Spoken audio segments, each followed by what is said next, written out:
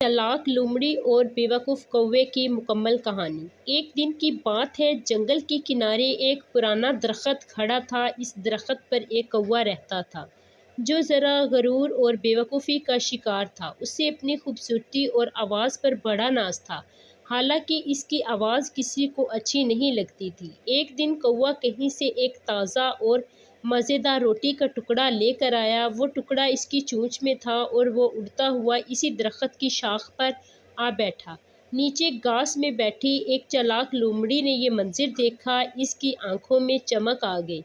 वो भूखी थी और किसी भी तरह वो रोटी हासिल करना चाहती थी। लोमड़ी ने दिल में सोचा, कौवा तो बेवकूफ़ है, मैं उसे तारीफ़ के जाल में फंसा कर ये रोटी ले सकती हूँ।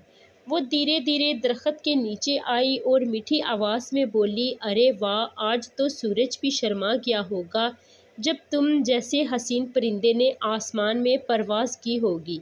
कौवा खुश हो गया। लोमड़ी ने बात आगे बढ़ाई, और तुम्हारी आवाज़ क्या ही खूबसूरत हो गई है। अगर तुम एक गाना सुना दो तो मैं वो जंगल गूंज उठेगा।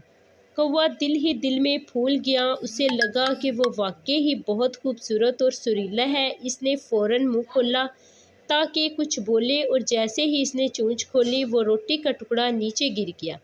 लोमड़ी फ़ौरन उछली, रोटी उठाई और भागती हुई दूर जा बैठी। जाते जाते हंसती हुई बोली, शुक्रिया कौवे भाई, तुम्हारी रोटी बहुत मज़ेदार है, लेकिन अक्ल तुम में ज़रा भी नहीं है।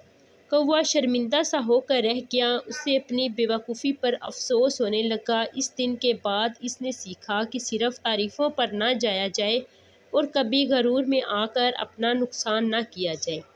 ये कहानी हमें सिखाती है कि चालाकी हमेशा ताकत पर भारी पड़ती है, और हमें हर किसी की बात पर फ़ौरन यकीन नहीं करना चाहिए, ख़ास तौर पर जब वो हद से ज़्यादा तारीफ़ कर रहा हो।